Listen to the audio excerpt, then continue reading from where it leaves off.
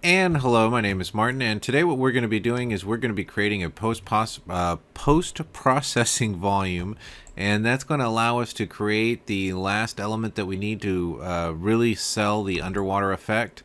So just to show you guys, we'll zoom way out and we'll show you the little system that we created in the last tutorial, which was the water system.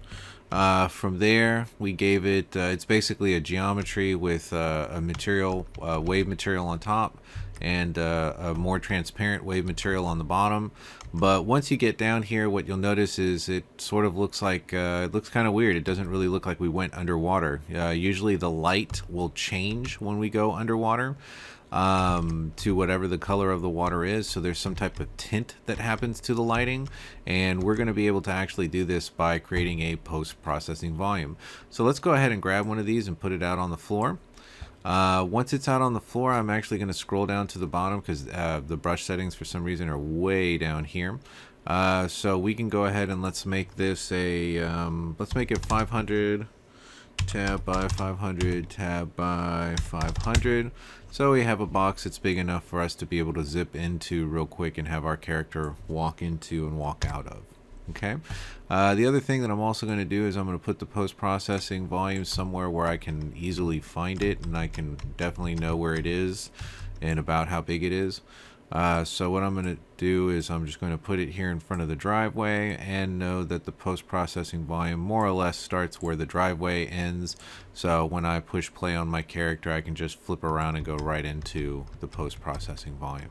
Now for us, as we're working with it as an editor, we actually will need to be inside the post-processing volume to be able to see any of the changes that are going to occur to it. So that's why we wanted to make it large enough so that we could get in there and then feel what these changes are going to feel like. So once we've got the post-processing volume up and we have the post-processing volume selected, which is sometimes difficult to do, you have to select the line and you have to see where it is. We're now in, and we have the post-processing volume here as details information over on the details panel.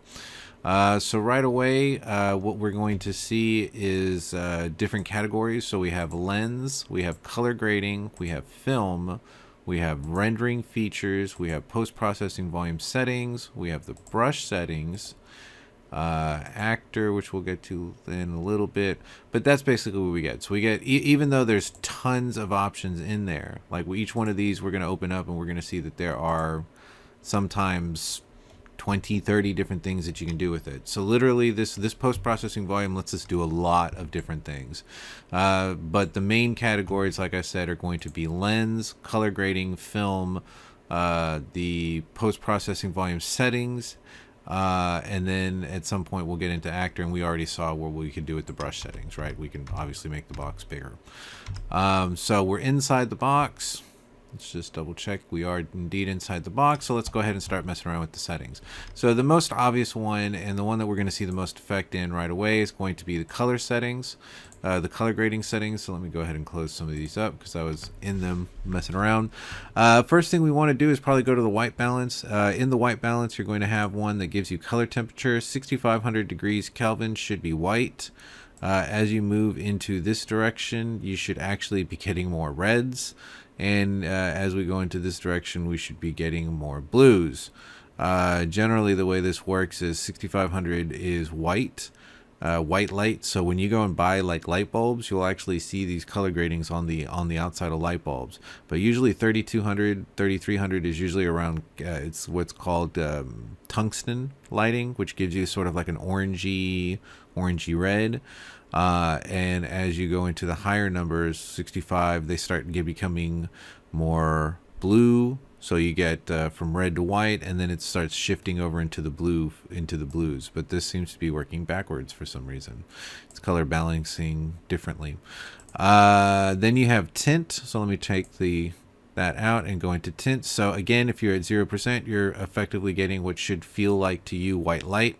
Now, the other thing that may also be happening is that my screen may not be color corrected, in which case that's maybe why the colors aren't working the way, or at least from my screen, they're not seeming to do what I want them to. But anyway, so we'll go through tint and we'll see that we go from like a teal green, blue to a white, and then we start going into some purples and then some deep purples, right? So this one shifts you back and forth between like a teal and a purple, and the one above it is going to send you back and forth between red orangey light to blue light. So you can actually use a combination of these two to sit there and play around and get the color of, in this case, the water that we want. So that's a nice blue color. I can imagine myself standing or sitting at the bottom of a swimming pool right now looking up, and everything from my perspective would have a blue tint to it.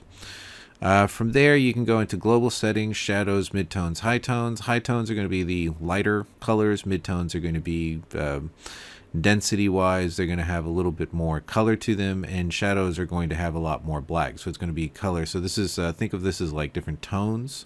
That's why this is called midtones. And what you'll be able to do there is go in and actually change the saturation. So add more color. You can add more contrast, more difference between the lights and darks that are hitting that area. Gain would be the amount of color that you're adding to it.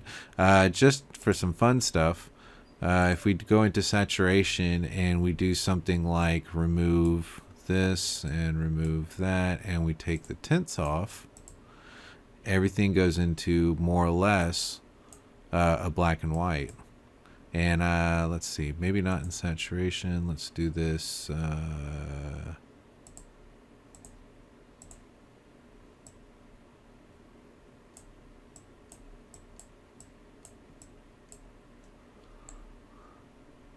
Am I inside the volume? Yeah, I think I am inside the volume. Let's see. Maybe it was with... Let's try with something. We're doing it with shadows. I should have been doing this with global. There we go. Instant sepia.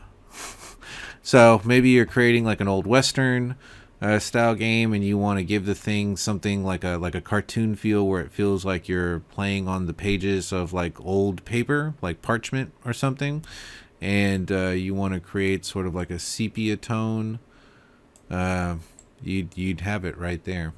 So let me just move out and show you what it looks like normally, and then we'll move into it, and we see that we get that older Western feel to that. If we wanted to, we could probably pull all of that color out and go just straight into a black and white. So now we have more or less, you know, maybe you're making an old sitcom game and there's a level in there that needs to be black and white, or maybe your character gets hit in the head and it's one thing away from dying or you know, losing its turn, and this is the effect that happens. So you can initiate things like that, and this is coming through a post-processing volume. All right, so we saw, let's put the color back so we get that blue that we're looking for, because again, the effect we're trying to do right now is an underwater effect. And so that's color. Let's go from here to the lens. And in the lens, what we want to do is we want to, first of all, we want to sort of make it a little bit darker. And the reason for this would be that, you know, light maybe is being broken up, or is, let's see, not quite so bad. Too bright.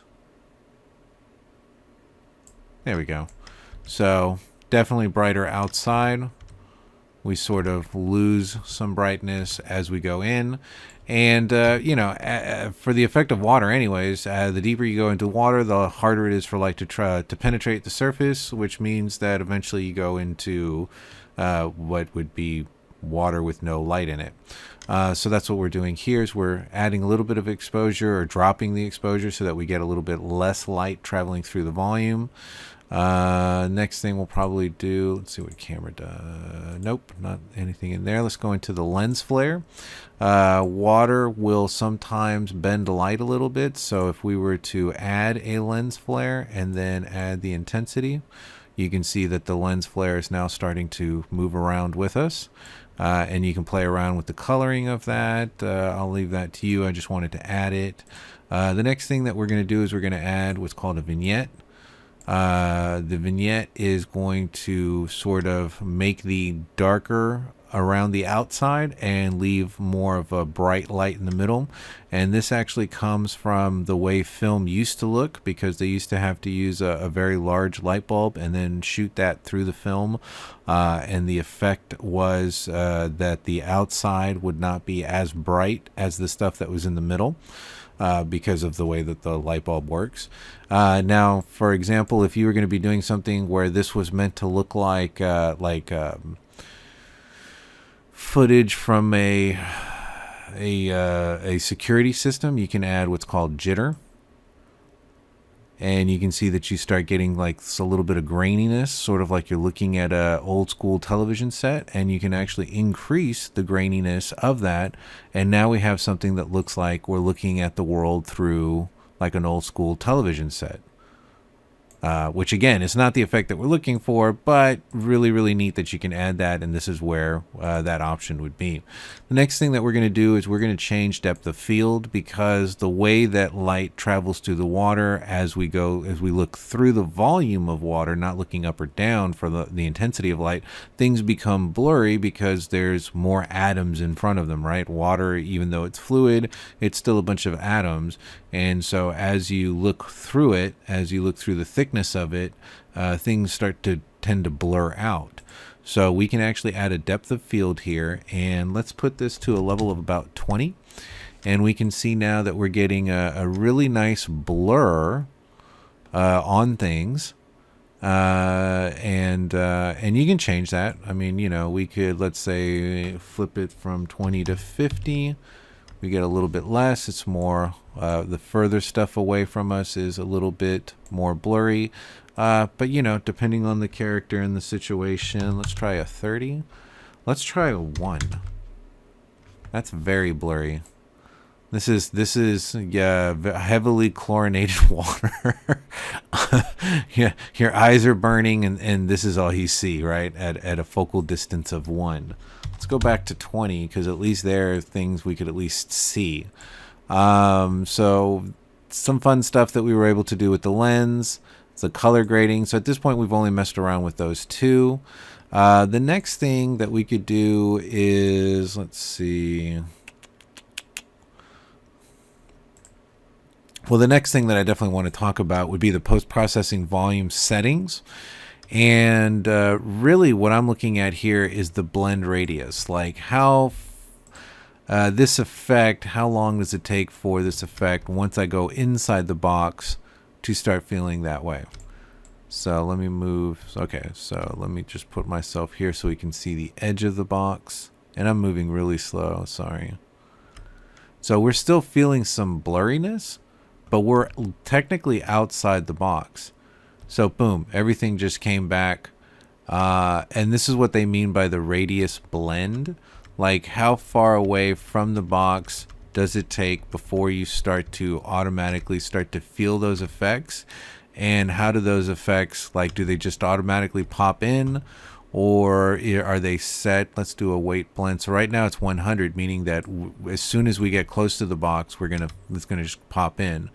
Here, it's still took a little bit longer. Let's take the weight blend off, down to 0.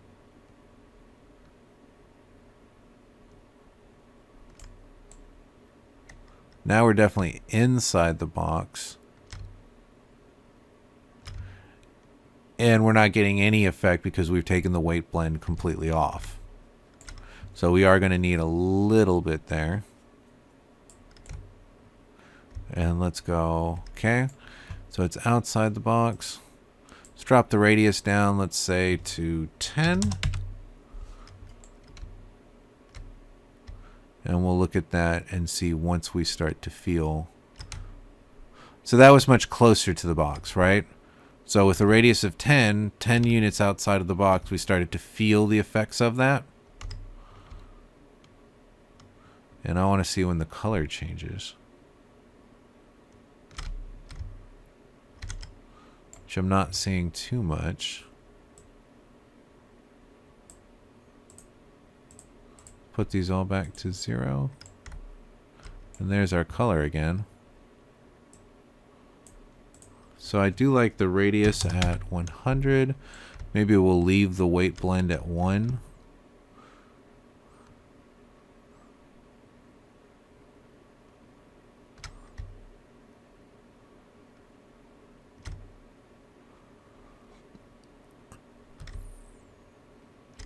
And then you can play around with the settings there to try to maximize what you can, because that blur when it comes in is really strong.